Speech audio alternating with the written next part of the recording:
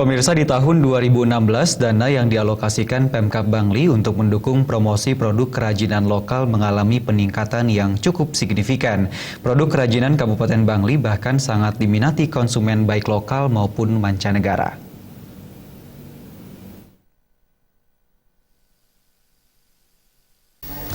Kepala Dinas Perindustrian dan Perdagangan Kabupaten Bangli Nengah Sudibyo menyatakan alokasi untuk mendukung promosi produk kerajinan lokal Kabupaten Bangli tahun 2016 naik menjadi 200 juta. Tahun 2015 lalu Pemkab Bangli mengalokasikan anggarannya sebesar 75 juta rupiah.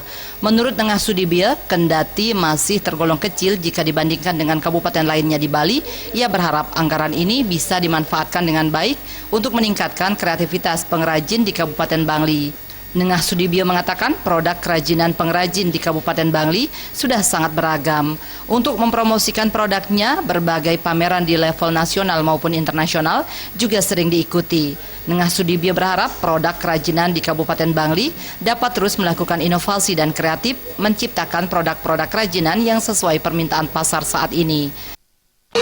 Kemudian dana promosi kita di tahun 2016 nih melonjak diberikan kepada kita, tentu dalam rangka memfasilitasi para pengrajin kita yang nilainya itu 492.602.000. Nah itu tentu kita masih perlu banyak memfasilitasi para pengrajin kita yang punya produk-produk yang perlu kita promosikan, baik itu di pameran-pameran di internet di Bali, kemudian juga di pameran-pameran di luar daerah.